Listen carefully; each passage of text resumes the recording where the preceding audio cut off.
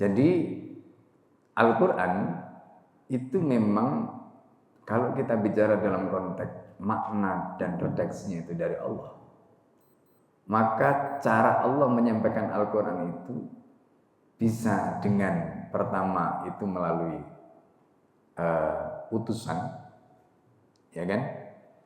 Atau kemudian ada yang min wara'i hijabin dalam Al-Quran itu.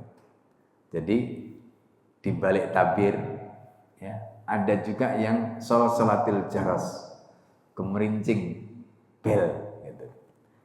Jadi yang membuat telinga Rasulullah itu terasa seperti pekat, saking luar biasanya. Dan ada satu kisah bagaimana Abdullah bin Mas'ud menceritakan ketika beliau itu sedang duduk bersama Nabi. Nabi itu ketika itu dapat wahyu. Pahanya Abdullah bin Mas'ud itu ditindih Rasulullah. Ketika Nabi mendapatkan wahyu dari Allah, kata Abdullah bin Mas'ud, kakinya Nabi beratnya luar biasa. Ya, beratnya luar biasa, itu kata Abdullah bin Mas'ud. Nah, itu gambaran kalau kita bicara dalam konteks bagaimana wahyu itu disampaikan oleh Allah kepada Nabi. Makanya seringkali ketika Nabi itu mendapatkan wahyu tadi itu keluar keringat dingin, saking beratnya wahyu itu sampai kepada Rasulullah. Nah, secara umum perbedaannya apa antara Al-Quran dengan hadis, baik itu hadis qudsi maupun hadis nabawi?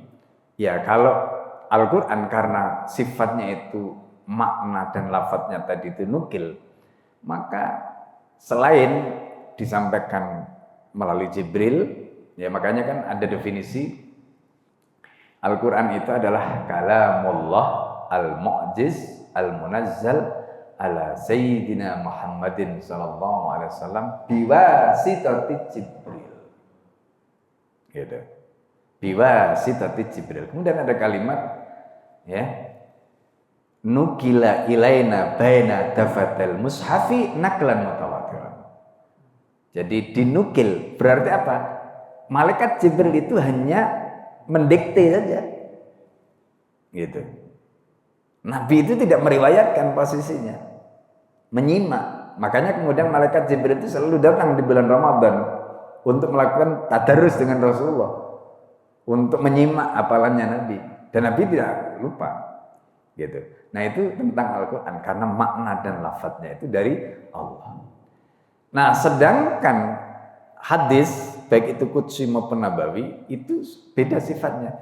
Bisa tadi kadang-kadang wahyu itu macam-macam, bisa lewat mimpi, bisa lewat kayak tadi itu, ya, ilham dan sebagainya, gitu. Itu semuanya bisa, ya kan?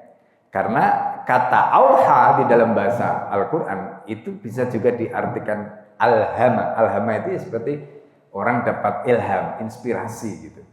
Misalnya kayak begitu. Tapi karena itu Nabi, maka itu diberikan oleh Allah Subhanahu wa taala. Nah, gitu.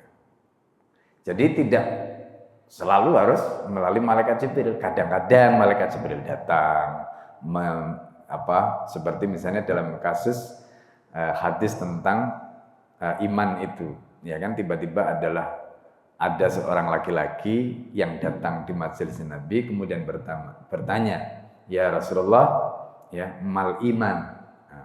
Dan Rasulullah menjelaskan, "Antu'mina billahi wa malaikatihi wa kutubihi," ya, dan seterusnya itu. Kemudian wa mal Islam, misalnya antasyhadu alla ilaha illallah dan seterusnya. Wa mal ihsan, ya, anta'budallah ka'annaka tarah wa illam takun tarah fa innahu yarah, misalnya. Kemudian setelah itu malaikat itu menghilang. Lalu kemudian sahabat bertanya, "Ya Rasulullah, siapa?" Itu Jibril. Ya. Datang liyu'allima dinakum, untuk mengajarkan urusan agamamu. Begitu.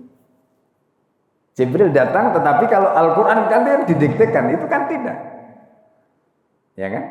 Nah, contohnya kayak begitu.